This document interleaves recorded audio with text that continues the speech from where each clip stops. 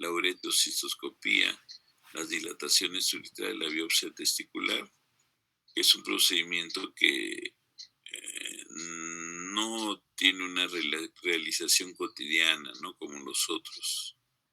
Se hace eventualmente y generalmente con problemas, en pacientes con problemas de infertilidad. La biopsia testicular está casi proscrita, no se debe realizar cuando se sospecha de cáncer testicular. Y la biopsia vesical, que se realiza con ayuda del cistoscopio. O sea, esa es la biopsia vesical. El cateterismo ureteral, que ahora se realiza bastante, sobre todo por el tratamiento mínimamente invasivo que se hace a pacientes con litiasis urinaria.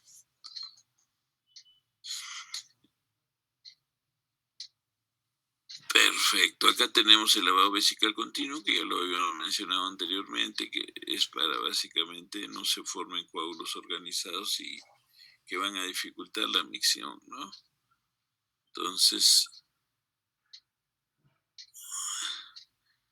es para eliminación de pequeños restos de coágulos, para eso sirve el lavado vesical continuo y para que no haya formación nueva de los coágulos organizados y no dificulten nuevamente la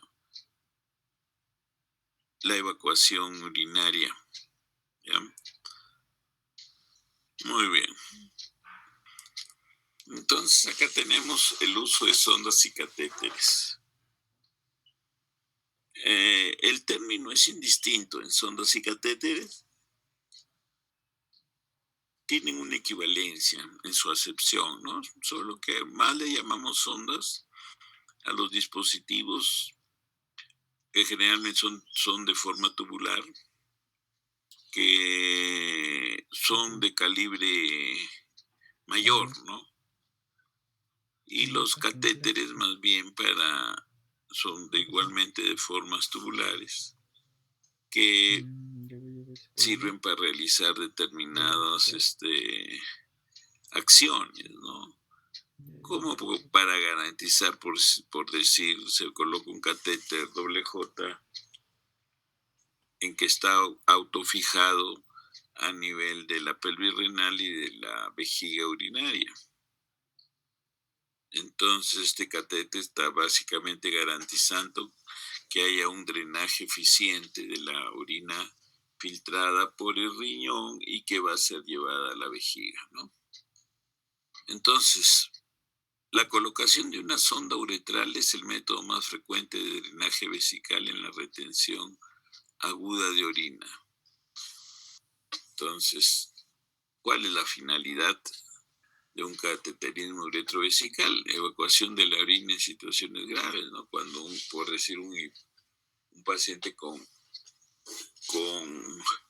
hiperplasia prostática benigna hace una obstrucción por crecimiento prostático. Entonces ahí nosotros nos vamos a encontrar con la necesidad de hacer una evacuación de la orina y utilizaremos pues un catéter uretrovesical. Recolección, otra finalidad, recolección confiable de una muestra de orina. Entonces esto es hasta cierto punto ya no tan aceptado, puesto que perdón, si yo quiero obtener una muestra, lo que se estila siempre es pues utilizar el chorro medio. En casos de que no haya colaboración del paciente, se puede hacer una punción suprapúbica, ¿no? Pero depende de cada caso, ¿no? En algunas oportunidades de repente, sobre todo cuando el paciente está inconsciente, es un paciente politraumatizado con múltiples compromisos de diferentes órganos, entonces de repente es necesario para el manejo de la micción y de los fluidos, para la adecuación de la micción y el ingreso de fluidos se colocará de repente una sonda uretrovesical, ¿no? Para la medición del residuo postmiccional tampoco por decir, esta finalidad podríamos nosotros estarla dejando de lado ya. ¿Por qué? Porque el residuo postmiccional lo podemos medir nosotros con un ecógrafo simple. El ecógrafo simple se encuentra actualmente en los diferentes centros de menor nivel, en los centros de salud, en los puestos sanitarios. De repente puede haber un ecógrafo que nos sirva para evaluar si hay residuo postmiccional, ¿no? La realización de estudios radiográficos como la cistografía, eso también, ¿no? Porque, por decir, ¿a qué se está refiriendo esto? Se está refiriendo básicamente que dentro de la patología congénita que tienen algunos niños o niñas, esto les va a provocar, por decirlo, que infecciones repetitivas de la orina, que algunas de ellas cursan con fiebre y son catalogadas como infecciones complicadas, complejas, porque normalmente un niñito, por decir, pasado los 8 meses, 12 meses, no debe tener nunca infección urinaria, hasta que de repente pueden aparecer infecciones urinarias cuando llega al estado ya de vejez. Esto por una patología, pues, de que produce infecciones urinarias, pues, que es la hiperplasia prostática benigna. Entonces, y esta se va a presentar pasado generalmente los 50 años. Entonces, no deben haber, pues, infecciones en el varoncito. Estamos hablando nosotros en cuanto a la cistografía. Entonces, si una niñita, por decir, empieza a hacer infecciones urinarias, lo más probable es que tenga alguna anomalía congénita. La anomalía congénita, que es relativamente una de las principales y más frecuentes, es el reflujo vésico-ureteral. Entonces nosotros, para confirmar el diagnóstico y tener la certeza de qué es lo que podría estar causando las infecciones en nuestra pacientita, nosotros le vamos a realizar una cistografía de relleno. O sea, vamos a colocar una sondita uretrovesical y vamos a introducir un líquido radiopaco para posteriormente, una vez que esté llena la vejiga, se va a ver, pues, en las placas, en las tomas que se hagan posteriormente, si hay reflujo vésico-ureteral y en qué grado. Muy bien, las contraindicaciones: no hacer procedimientos invasivos, cateterismo, cistoscopía, dilatación uretral, todo esto es cuando el paciente está infectado. O sea, supongamos que haya una uretritis gonocócica, pues ustedes examinan el pene y ven secreción purulenta, abundante. Entonces no es conveniente en ese momento realizar ningún tipo de cateterismo o procedimiento invasivo, ¿ya? Entonces siempre quedan de lado la realización de procedimientos mínimos como un cateterismo uretrovesical si hay una infección a nivel de la parte baja o sea, relacionado con infección de vejiga o de uretra, no una uretritis, una cistitis. Si hay infección prostática aguda también está contraindicado realizar el cateterismo uretrovesical. La prostatitis aguda cursa con un 10 a 12% de los casos puede haber retención urinaria aguda. Como la próstata en realidad en estos casos está prácticamente sobresaturada por secreción purulenta, se podría decir que la prostatitis aguda, toda la próstata funciona como si fuera un absceso, está lleno de pus. Entonces no está indicado pues pasarle yo, porque el paciente ha venido en retención urinaria aguda, le voy a pasar un, un, cat, un catéter, una sonda Foley para evacuarle su vejiga, no está contraindicado.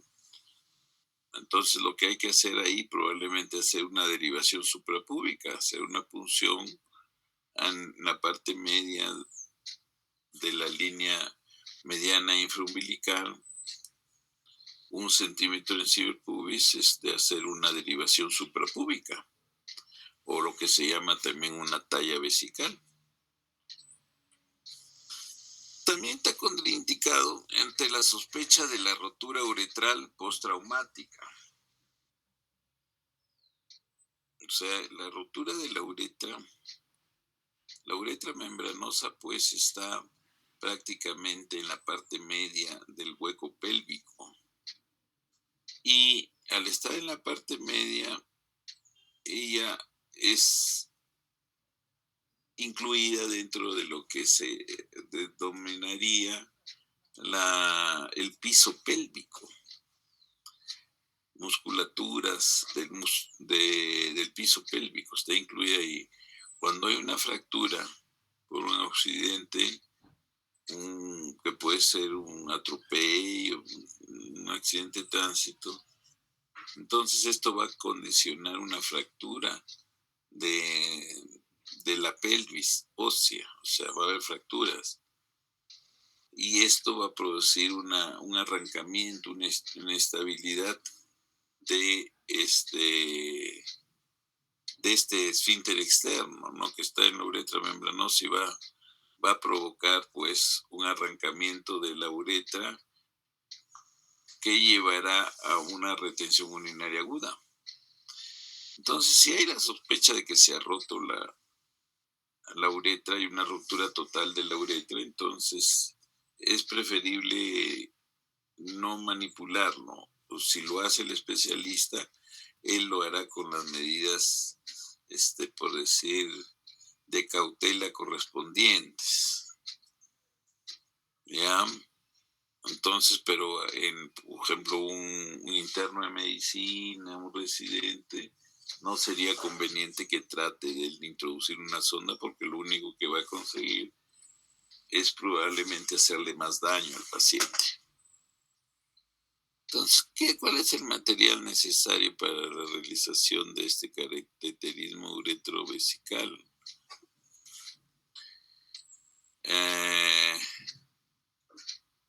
Solución antiséptica. Nosotros siempre que vayamos a introducir una sonda o un equipo por vía uretral, necesitamos de todas maneras cumplir con todas las medidas de asepsia y antisepsia. Un lubricante anestésico. ¿Por qué? Porque la uretra en el varón es, por decir, larga, ¿no? Y hay que lubricar. Y este lubricante sirve también como anestésico y también incluso como antiséptico. Hay que utilizar guantes estériles, gasas estériles y la sonda de Foley número 18 o número 16. Hemos puesto el 18 número 18 porque es mejor hacerlo con sondas que tienen mayor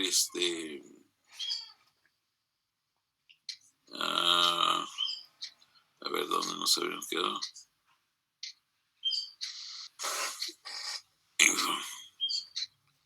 Mayor firmeza para atravesar la obstrucción, en el caso que sea una hiperplasia prostática benigna. Entonces nosotros, si queremos entrar con una sonda número 12, por decir, es más delgadita y no va a tener la fuerza para atravesar la obstrucción que está presentando. Entonces la que tiene mayor firmeza es la número 18. El inconveniente es que la número 18 se adquiere poco en los servicios, tanto en el MINSA como en la Seguridad Social, que se hacen compras únicas, más se compra la 16, pero mejor para atravesar una obstrucción, por decir, por hiperplasia prostática benigna, mejor es la número 18. Una jeringa de 10 centímetros para inflar el globito de autofijación, que después vamos a ver, desarrollar cómo es eso. Y una bolsa colectora de orina para formar un sistema cerrado, que la conectamos con la zona de evacuación de la orina, o sea, de la sonda, ¿no? Entonces ahí le conectamos la bolsa colectora de orina y ya se crea un sistema cerrado. Ustedes saben que la utilización de sondas provoca pues infección de la vía urinaria. El 100% de las orinas en pacientes que han sido cateterizados y que no se usa antibiótico, el 100% van a estar infectadas. ¿Ya? Entonces, por eso es necesario pues tener un sistema cerrado. ¿Ya? Muy bien. Entonces no hay ninguna pregunta hasta este momento. Después ya vamos a ir desarrollando con algunos esquemitas todo lo que corresponde. No hay ninguna intervención hasta este momento de ustedes. Que me canso de hablar tanto, parezco un doctor de ustedes. Doctor, una pregunta. Sí, dígame. ¿Con qué finalidad mido el residuo vesical, doctor? El contenido de orina que se queda en el residuo. Muy bien. Entonces, el residuo vesical, nosotros ya, desde que vemos residuo vesical, nosotros ya estamos pensando en por qué hay residuo vesical, si lo normal es que no haya residuo vesical, o sea, ya es algo patológico, ¿no es cierto? Entonces, o sea, por decir, la capacidad vesical normal en un adulto, hombre y mujer, es de 350 a 380 centímetros cúbicos. Esa es la capacidad normal de nuestra vejiga. Entonces yo debo evacuar, el paciente cuando micciona debe evacuar el 100%, o sea, ¿cuál es el residuo postmiccional normal? 0 centímetros cúbicos. Pero ¿qué pasa si nosotros detectamos de que está habiendo residuo vesical postmiccional? Entonces esto ya lo correlacionamos con un problema de que probablemente hay un problema obstructivo. La causa más frecuente en varones de 50 años va a ser un problema de evacuación, de eliminación parcial de todo el volumen que está dentro de la vejiga, o sea, residuo postmiccional relacionado con un problema obstructivo. O sea, ya estamos correlacionando que si encontramos residuo postmiccional, probablemente ese paciente tiene un residuo patológico causado por problema obstructivo, que generalmente es la próstata, ¿no? Entonces, ¿Por qué es importante esto del residuo? Primero, porque en urología hay un principio básico,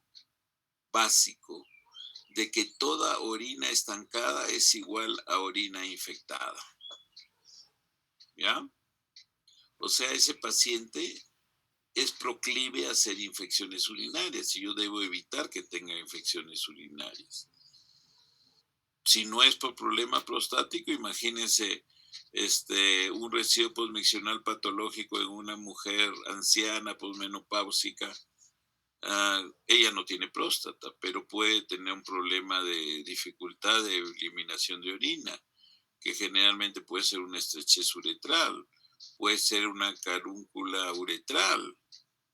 La carúncula uretral es un prolapso de la mucosa uretral que aflora a nivel del meato como si fuera una tumoración blanda de color violáceo.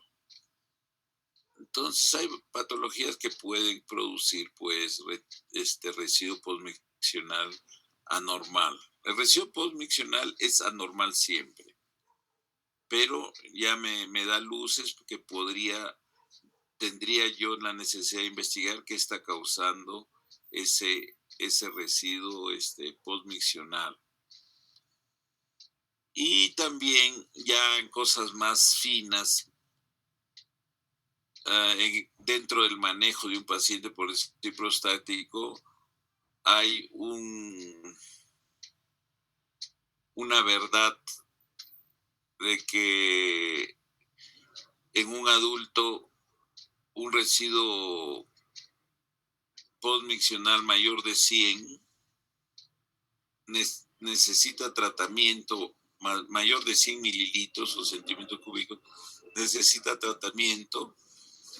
Si se tratara de un problema de próstata, necesita un tratamiento medicamentoso por unos 2, 3 meses en el caso de que no descienda ese residuo posmiccional patológico, entonces ya hay indicación quirúrgica, ¿ya? Pero lo mejor es manejar esto por porcentajes, no por volumen total del residuo posmiccional, por decir de 100 centímetros o 100 mililitros, 100 centímetros cúbicos o 100 mililitros, sino porcentajes. Nosotros consideramos que necesita un paciente, sobre todo prostático, necesita tratamiento médico obligatorio si el residuo posmiccional es mayor del 20%. Entonces, dentro de los esquemas de manejo de paciente con problema de hiperplasia prostática benigna, está que yo le debo dar a ese paciente, por decir que me viene con un residuo posmiccional de 30%, entonces yo le doy tratamiento por 2 o 3 meses. Si no logro que el residuo posmiccional sea menor del 20%, entonces yo estoy obligado a decirle al paciente que tiene ya, dentro del curso de su enfermedad, tiene una indicación quirúrgica. Entonces, por eso es importante manejar esto del residuo posmiccional. Siempre, y es más, nosotros cuando le pedimos a un radiólogo un estudio por imágenes, que puede ser una ecografía, él está obligado a informarnos cuánto es el residuo posmiccional. Si es urólogo, al urólogo nos importa mucho conocer si hay residuo posmiccional, por las consideraciones que algunas de ellas les hemos alcanzado anteriormente. Bien, ¿algo más? Sí, doctor, una duda más. En los varones generalmente se produce residuo vesical porque hay un problema obstructivo, ¿no? Generalmente la próstata. Y en las mujeres, ¿cuál es el problema más común, el más frecuente de esta obstrucción? Hay infinidad de alteraciones que pueden dar. Una más simple en la mujer para que haya entendimiento es que ella tenga una estrechez de la uretra. ¿Ya? Si hay una estrechez de la uretra, se comporta como si hubiera un problema de próstata. Eso es lo más sencillo. Pero también hay otras patologías que dan residuos postmiccionales patológicos y que no son necesariamente obstructivas, varias de ellas, sino más bien son por alteraciones neuropáticas, por lo que se llama vejiga neurogénica. O sea, no hay un sincronismo entre por decir, la orden de evacuar la orina y la efectivización de la misma, ¿no? Por alteraciones a nivel de la musculatura del detrusor o a nivel del esfínter. Entonces, esas son las vejigas neuropáticas, neurogénicas, que cursan con, con residuo postmiccional o patológico.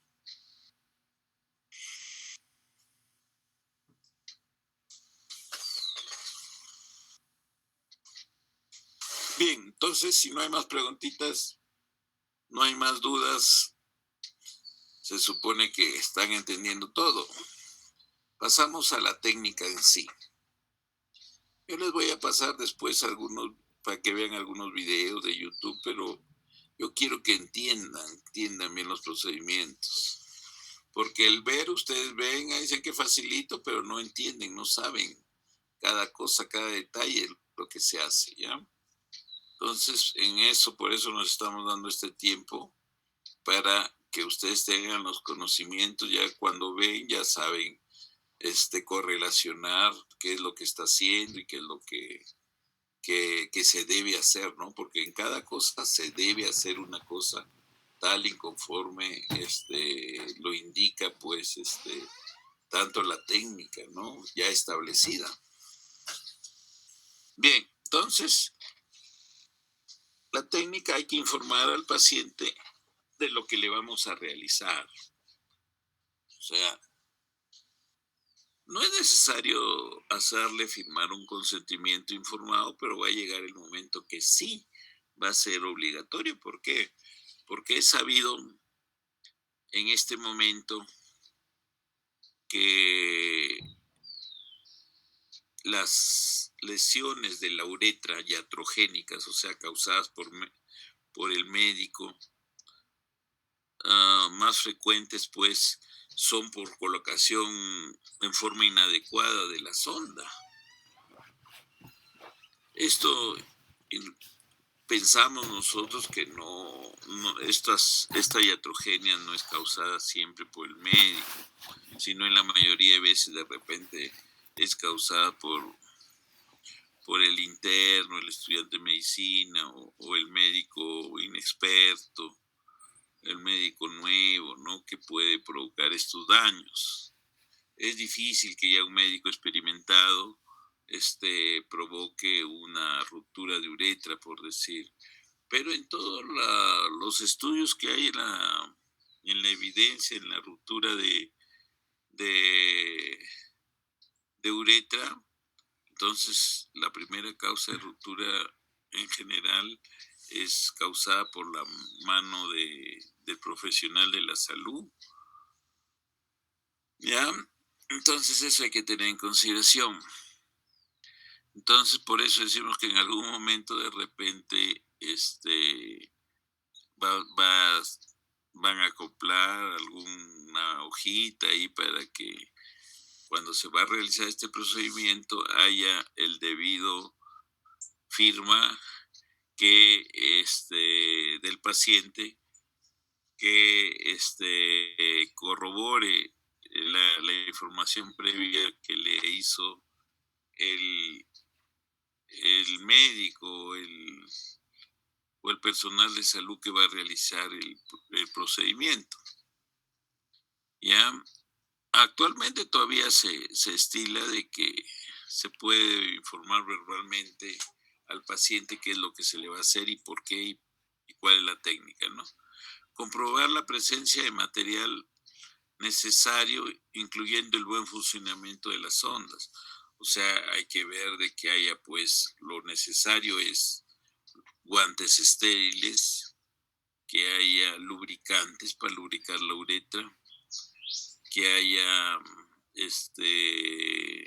una jeringa para inflar el globo de autofijación, etcétera, etcétera, que haya el material para hacer la anestesia de superficie local, ¿no? Porque la anestesia es local, se coloca a través de la uretra determinada cantidad de centímetros cúbicos, que vamos a ver posteriormente cuántos son, y se le hace una dispersión por toda la uretra y se introduce la sonda.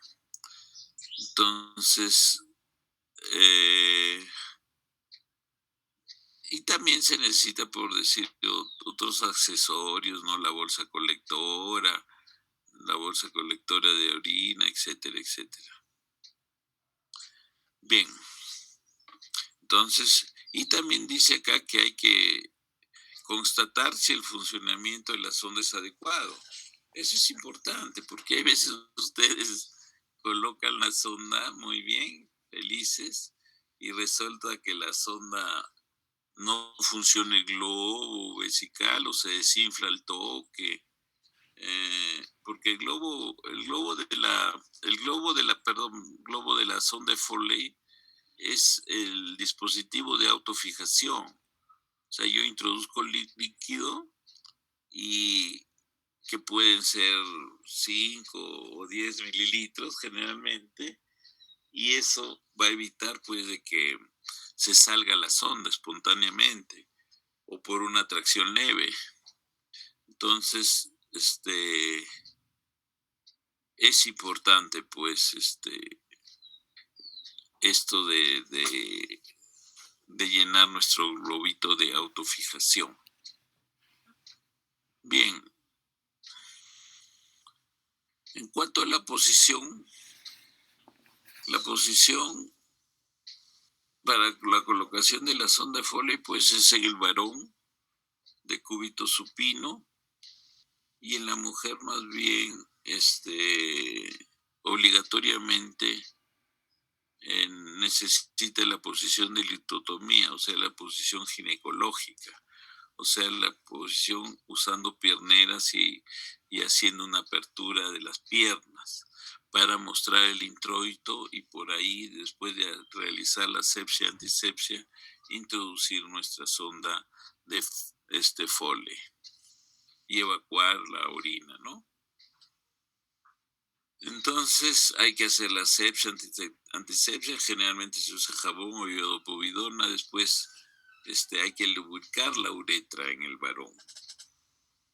Ya, para esto, por ejemplo, ya les voy a hacer algunas preguntitas que ustedes necesariamente tienen que conocerla, y si no lo conocen tienen que grabarlo ya, porque esto tiene que aflorar en forma espontánea, rápidamente, cosas tan básicas como por decir, ustedes me van a contestar en este momento, ¿cuánto mide la uretra en un varón normal, adulto, en longitud?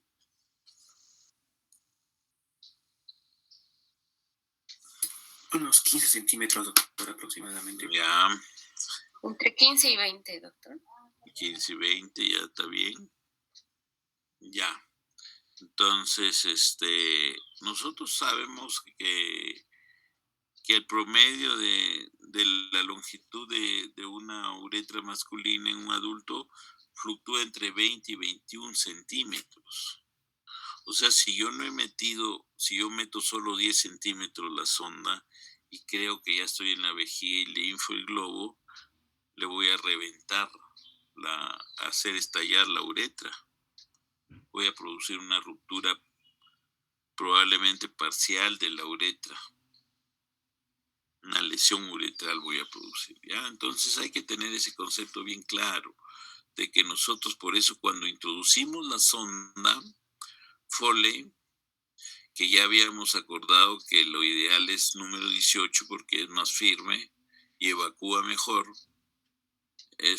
tenemos que introducirlo hasta la horquilla de la sonda Foley. O sea, tenemos que no confiarnos, introducir un poquito y pensar que ya estamos en la vejiga, y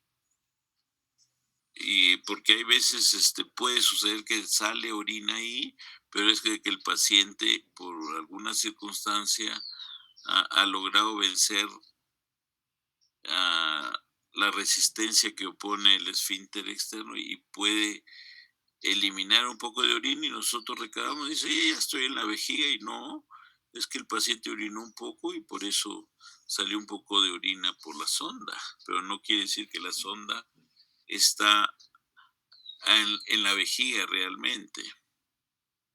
Entonces, ese es algo que no se deben olvidar, 21 centímetros. Y para tener la mejor certeza de que está la sonda totalmente en la vejiga, hay que introducirla hasta la horquilla de la sonda de Foley.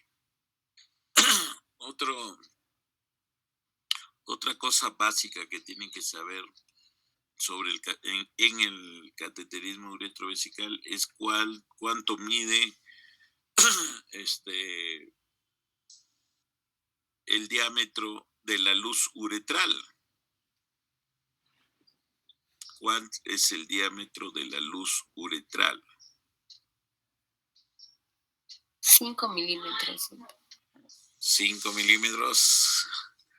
¿Alguien cree que es más o menos? Estamos hablando, siempre que nos refiramos, estamos refiriéndoles a un adulto varón, adulto, ¿ya? No, en niños no. Vamos a mencionarlos a los niños, pero siempre que hablemos del adulto.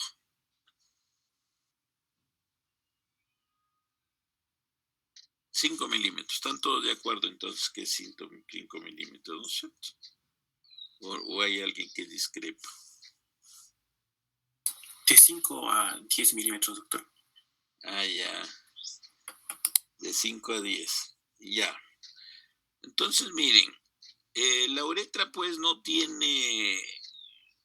es como un tubo así, tubo de fierro que tiene unas dimensiones estándar en toda su extensión. Tiene 3 estrecheces naturales que no las deben olvidar. No tanto estrecheces, sino zonas en que hay menor diámetro. La primera es en el meato uretral, o sea, justo por la parte más distal del pene, en el glande. Ahí está el meato uretral, el meato uretral. Entonces, tiene 9 milímetros de diámetro.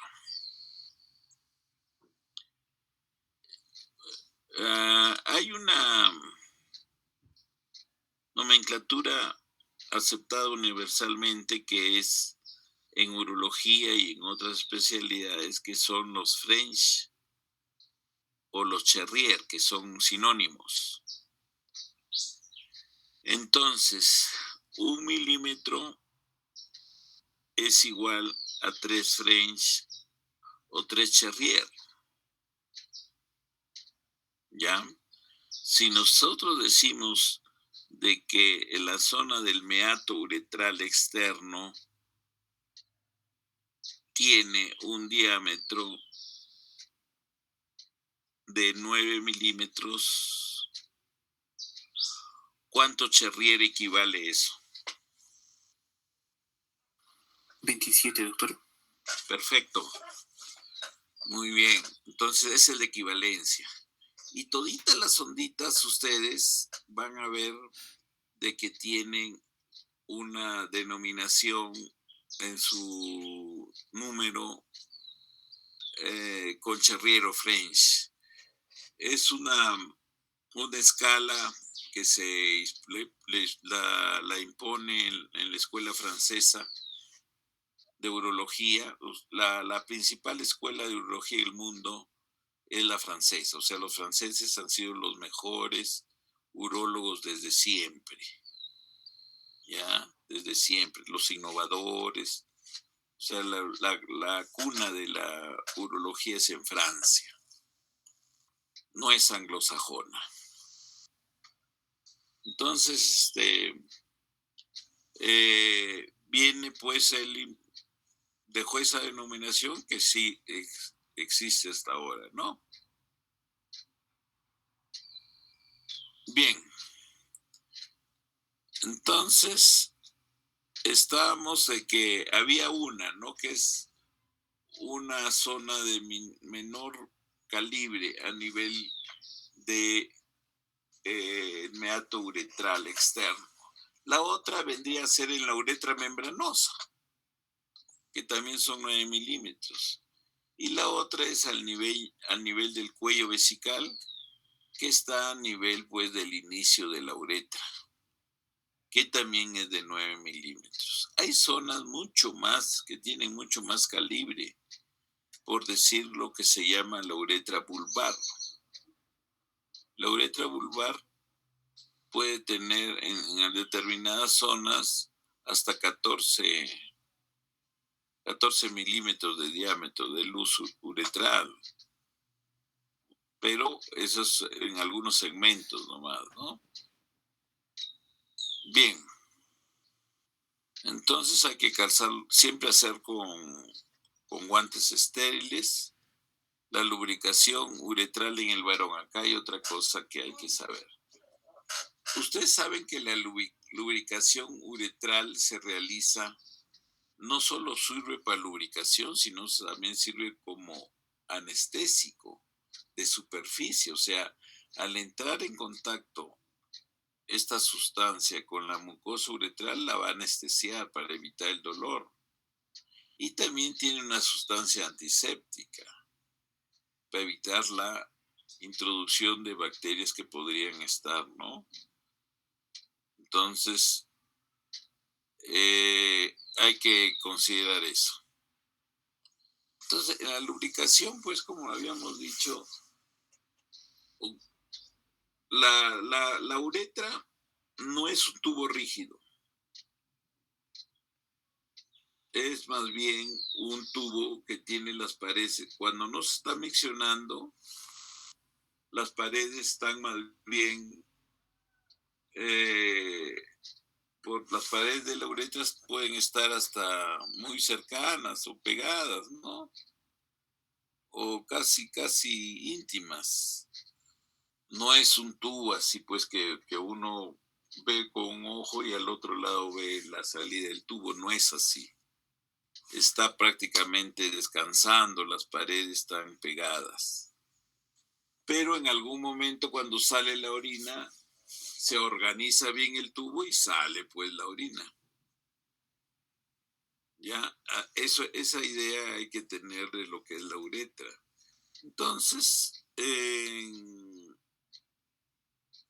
nosotros antes de introducir nuestra sonda,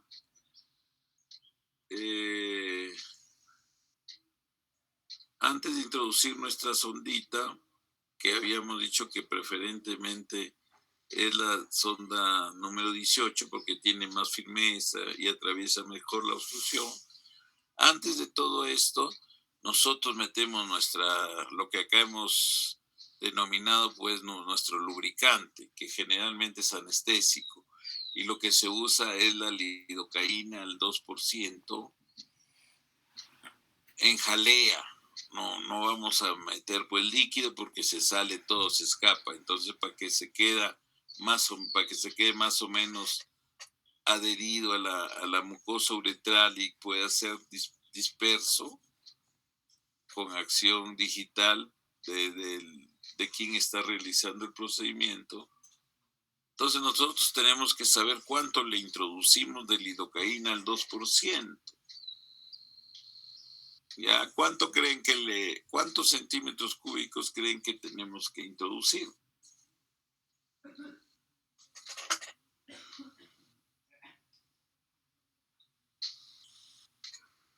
¿No saben? Bien. Entonces lo que hay que introducir son de 10 a 12 centímetros cúbicos. Porque si ustedes le introducen, por decir, 20 centímetros cúbicos, sobre todo le introducen a alta presión, o sea, porque esto generalmente se carga, por decir, en una jeringa descartable. se carga ahí este gel. O también en los productos que están en el mercado que no son genéricos, no son de marca, hay algunos productos que ya vienen con una jeringa prearmada, o sea, solo hay que hacer la asepsia, antisepsia, introducir el líquido que está en la jeringa precargada. Habíamos dicho que la cantidad de líquido estandarizada es de 10 a 12 centímetros cúbicos. No se olviden por esto, porque si yo le introduzco más, y sobre todo a presión alta, yo le rompo la uretra, le estallo la uretra y va a haber uretrorragia. Y estas uretrorragias son sinónimo de que ha habido un desgarro a nivel de lo largo de la mucosa uretral, y eso posteriormente puede llevar a un problema de una fibrosis y la organización de una estrechez uretral. Entonces, eso hay que tener en consideración. Bien. Y después, ya cuando se introduce la sonda, todo, se le conecta la bolsa colectora y previamente ya hemos tenido que haber inflado el globo de la sondita de Foley con 10 centímetros cúbicos de solución salina, de suero. Entonces acá tenemos unos esquemitas. Miren cómo en la imagen que está en el lado izquierdo, el que está realizando el procedimiento, el médico, el personal de salud que está haciendo el procedimiento, separa los labios mayores. Se separan generalmente, depende de la posición, ¿no? Si acá esta mujer está en posición de litotomía, entonces para mí de repente es más fácil hacerlo con el dedo medio y el dedo anular, el dedo pulgar y el medio. Es más fácil hacer la separación del introito y exposición del introito. O sea, me apoyo en los labios mayores, hago la apertura, expongo el meato y el introito vaginal, hago la asepsia, antisepsia y aquí estoy introduciendo mi sonda. La sonda en la mujer, la longitud de la uretra en la mujer es mucho más corta, no es como habíamos dicho del varón, que es de 20 a 21 centímetros. En la mujer, la longitud es de 4 centímetros en promedio. Ya, 4 centímetros. Entonces, yo tengo que introducir no la sonda hasta la horquilla, que es esta. Esto le llama horquilla de la sonda. En el varón sí hay que introducirlo hasta acá, para tener la certeza de que estamos realmente en vejiga. Pero en la mujer no tanto, pues. Se introducen unos 10 centímetros, 10 o 15 centímetros de la sonda y se infla el globo. ¿Ya? Entonces, esa es la forma como realizamos. Se puede después fijar, aunque no es absolutamente necesario, fijar la sondita y conectar el sistema colector a la sonda de Foley. Entonces, eso es ya, no necesita fijar con un esparadrapo la sonda porque ya tiene sistema de autofijación.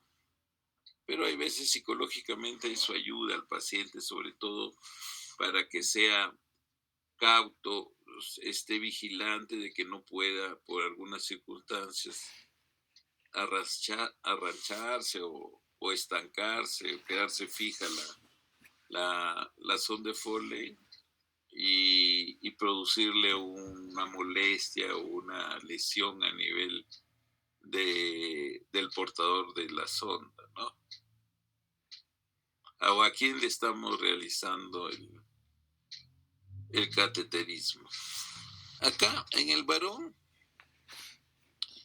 el paciente está en decúbito supino y nosotros Antes de colocar la sonda tenemos que hacerle tracción al pene en 90 grados, en la posición de supina, hacia arriba.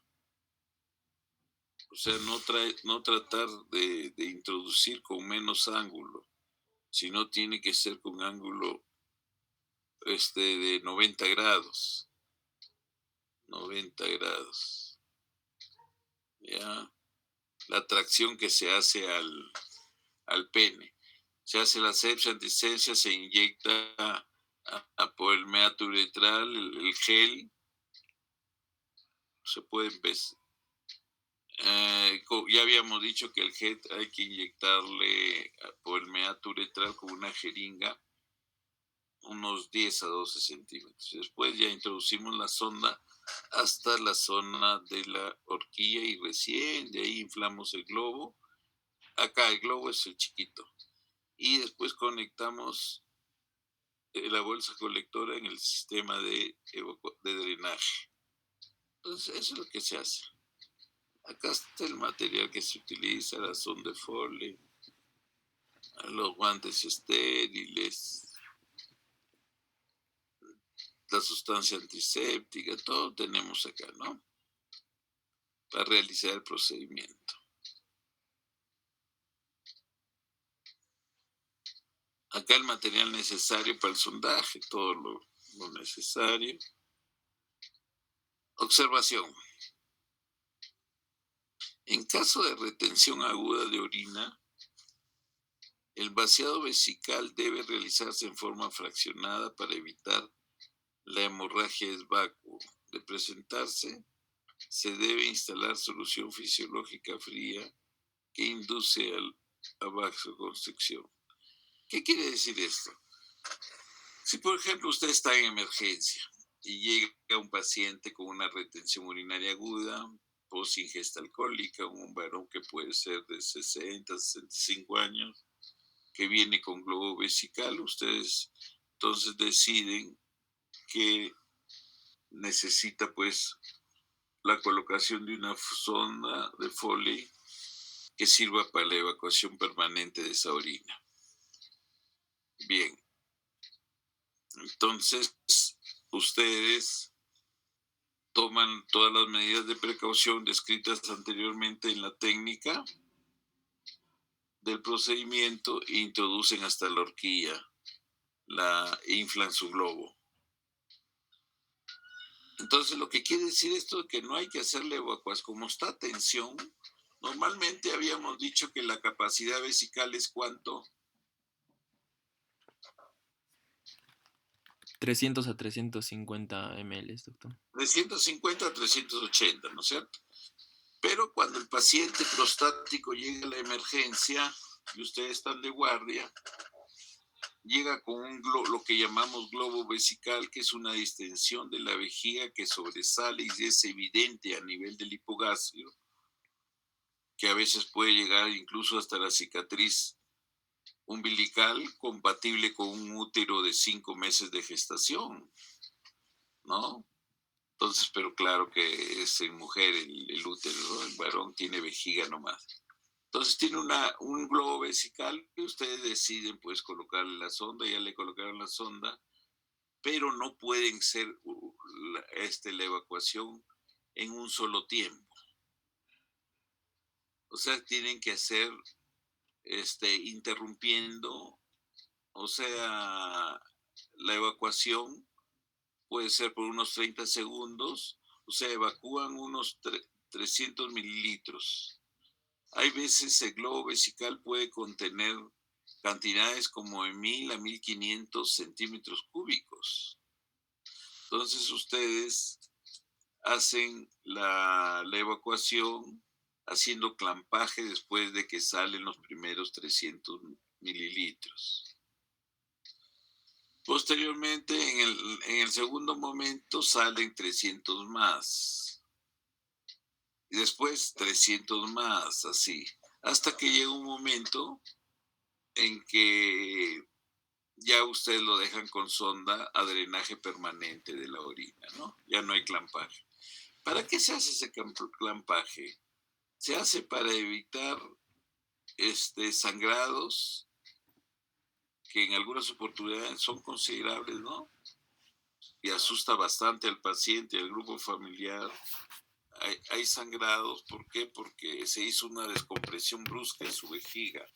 La vejiga normalmente en la zona de su mucosa tiene venas que, que están, por decir, uh, inflamadas a lo largo de toda la zona de la submucosa.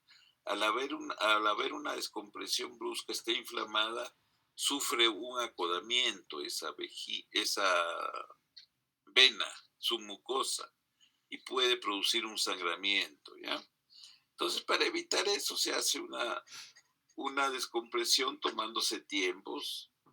O sea, primero 300, descanso un minuto, 300 más, descanso un minuto, etcétera, etcétera, ¿ya? A eso se refiere esa observación. Bien, entonces vamos al uso de sondas y catéteres en urología. ¿Qué quiere decir? Entonces, el uso del término sonda y catéter es indistinto, ¿no? Generalmente se menciona o se denomina las sondas cuando tienen mayor calibre, y más bien catéteres aquellos dispositivos acitubulares que tienen menor calibre, menor diámetro, ¿no? O sea, es un instrumento en forma de tubo y de composición, calibre, longitud y consistencia variables, utilizado para evacuación o instilación de sustancia. Evacuación si hay retención aguda de orina. Instilación de sustancias si yo quiero hacer una pielografía retrógrada, o sea, si quiero que se dibuje todo el uréter y el sistema colector intrarrenal. ¿Ya? Entonces, para eso es un uso bastante difundido últimamente, sobre todo con el advenimiento de las cirugías mínimamente invasivas para litiasis. En todos los procedimientos percutáneos, por decir, en la cistolitectomía percutánea, o sea, cuando se está sacando un cálculo a nivel de la pelvis renal o de alguna de las cavidades intrarrenales, algún cáliz, entonces hay que hacer para introducir nuestra aguja inicial que va a evacuar orina, y posteriormente se realiza una dilatación y la colocación del nefroscopio. Previamente se ha hecho una cistoscopía y se ha colocado un ureteral y se ha inyectado contraste para tener con claridad por dónde va a acceder. Generalmente el acceso se hace por un grupo calicial inferior, ¿ya? Hay ayuda ecográfica y ayuda también fluoroscópica, pero la mayoría de los urólogos últimamente está optando, como es un procedimiento que se hace siempre al iniciar la cirugía mínimamente invasiva, que generalmente es la litotricia percutánea. Entonces, siempre se va a realizar este procedimiento. Entonces, el radiólogo tiene que usar protectores de plomo, todo eso, usar medidores de radiación. Por eso ahora se le está dando mayor utilización al uso de la ecografía, ¿no? O sea, para hacer las punciones dirigidas con ayuda ecográfica. Pero, como puedo decir, esto se está logrando con la mejora de los ecógrafos, ¿no? De los de la última generación, son más nítidos, se ven mejores imágenes. O si no, se tiene que hacer con arco en C, con fluoroscopía. Bien, las sonditas pueden ser de goma o otros materiales como la silicona, que evita las incrustaciones calcáreas. Ya, esto es verdad. O sea, las sondas que venden en la farmacia común, que venden en el MINSA común y corriente, son sondas de Foley siliconadas. O sea, no son de silicona pura. Son siliconadas que pueden permanecer en la uretra, por decir, con un límite que no pase 15 a 20 días. ¿Por qué? Porque si no se empiezan a producir esas incrustaciones calcáreas. ¿Qué quiere decir incrustaciones calcáreas? Que alrededor de las ondas se empiezan a formar capas de sustancias duras, que no vienen a ser otras cosas que los cristales organizados y fijados ahí. Entonces, eh, no puede durar más de 3 semanas nunca una sonda Foley, ¿no? Siliconado, o sea, de las que venden usualmente en la farmacia o el mismo Minsa, ¿no? Entonces, porque se forman esas incrustaciones y esas incrustaciones, una vez que están bien organizadas, producen inflamación en la mucosa vesical severa y puede haber un tipo de crecimiento inflamatorio que hay veces se adhiere firmemente a la sonda, sobre todo la sonda de globo, y puede producir, si el cambio de sonda o el retiro de la sonda definitivo se realiza después de 3 semanas y retiro la sonda, puede haber pues la extracción de la sonda con mucosa vesical adherida ahí, y lo que produce un sangramiento. Entonces hay que tener cuidado con eso, ¿no?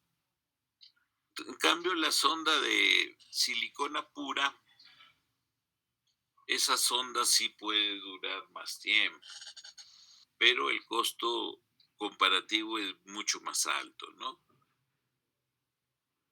Y también son raras las patologías en que se use sonda tanto tiempo, ¿no? En realidad, el uso de sondas permanentes para el urólogo es un desmérito, un demérito. Ningún paciente debe estar, para ningún tipo de patología, estarse cambiando sonda cada 3 semanas. Eso se ve en vejigas neurogénicas o neuropáticas, pero idealmente hay que tratar de evitar esto, ¿no? El uso de las sondas, de repente hacerle a ese paciente de vejiga neuropática, adiestrarlo en cateterismo intermitente, eh, qué sé yo, otra técnica, hacerle una técnica quirúrgica de una vesicostomía, algo así, para que haya un abocamiento permanente de la eliminación de la orina, pero el uso de sondas, como le digo, a los urólogos nos hace sentir muy mal no poder aliviar a ese paciente de otra manera y que esté usando sondas permanentes. Pero la sonda de silicona pura sí puede durar aproximadamente 6 a 8 meses, ¿no? O sea, hasta 2 meses o un poco más. No produce inflamación, mayor inflamación, y tampoco generalmente se producen las incrustaciones calcáreas. Entonces, yo creo que ahí vamos a quedar. Acá tenemos la sonda Nelato, acá tenemos la sonda Foley, miren con su sistema de autofijación. Esta es la de triple vía, esta es de doble vía. La de doble vía, una de las vías se usa con un canal que me va a inflar el globo de la sonda. Y el otro canal es básicamente un canal grueso que sirve para el drenaje de la orina, ¿no? Acá tenemos 3 vías. En las 3 vías hay que considerar que hay el sistema para inflar el globo de autofijación, que es por ahí se empata nuestra jeringa y se mete agua estéril o cloruro de sodio, y me va a hinchar el globo. El otro canal, el más grueso, siempre debe ser el desagüe. O sea, aquí voy a conectar mi bolsa colectora de orina. Y el otro más bien es para que ingrese agua por un sistema como sistema de irrigación. Entonces yo le indico un cloruro de sodio, un agua destilada con un equipo de nuclisis y lo voy a conectar acá, en el más delgadito. Entonces el más delgado es para el ingreso de fluidos y el más grueso es para la eliminación de los fluidos. Y el otro es para inyectar nuestro sistema de autofijación. Entonces acá tenemos, esto lo vamos a desarrollar posteriormente. Ya acá tenemos la sonda de Nelaton, que es una sonda evacuadora. No es tan firme, no es tan tiesa, por decirle, sino es un poco blanda y difícilmente puede provocar algún tipo de lesión. El inconveniente de esta sonda de Nelaton es que no tiene sistema, por decir, de autofijación. O sea, es evacuadora pura. Ya me evacúa y tengo que descartarla. En algunas oportunidades nosotros le hacemos un sistema de autofijación, ¿no? Sobre todo cuando se quiere trasladar al paciente, qué sé yo. Entonces, nosotros nos ingeniamos un método para autofijarla, ¿no? Colocando cinta adhesiva que me fije bien el glánder y la uretra por los 4 puntos cardinales, por decir, y yo poder mantenerla por un tiempo mientras se realiza el traslado del paciente, otras circunstancias, ¿no? Entonces, pero es buena evacuadora. Bien, entonces ahí vamos a quedar. Cualquier preguntita de lo que hemos avanzado, podrían hacerla. Doctor, una consulta, por favor. ¿Cómo o de qué manera podemos cerciorarnos del correcto funcionamiento de la sonda antes de ingresarla, por favor? Entonces nosotros la quitamos desde su envoltura y con nuestra jeringa que la cargamos con 10, 15 centímetros de agua estéril o solución salina, inflamos por la zona donde se infla el dispositivo y esperamos un rato de que no se desinfle el globo. Eso es lo principal, ver si el globo funciona o no funciona. Si no pasa nada, entonces usted lo desinfla, proceden a la colocación de la sonda y después, una vez que ya está la sonda hasta la horquilla, por eso está fijada, todos, entonces ya inflamos nuestro globito. Gracias, doctor. Bien, no hay otra preguntita entonces. Entonces ahora en la tarde nos vamos a ver en la clase teórica, ya que toca sobre enfermedad litiásica urinaria, creo, sí. Ya a las 2 de la tarde. Muy bien, cualquier cosita, ya mañana a las 9 de la mañana. ¿Ok? Ya nos estamos viendo.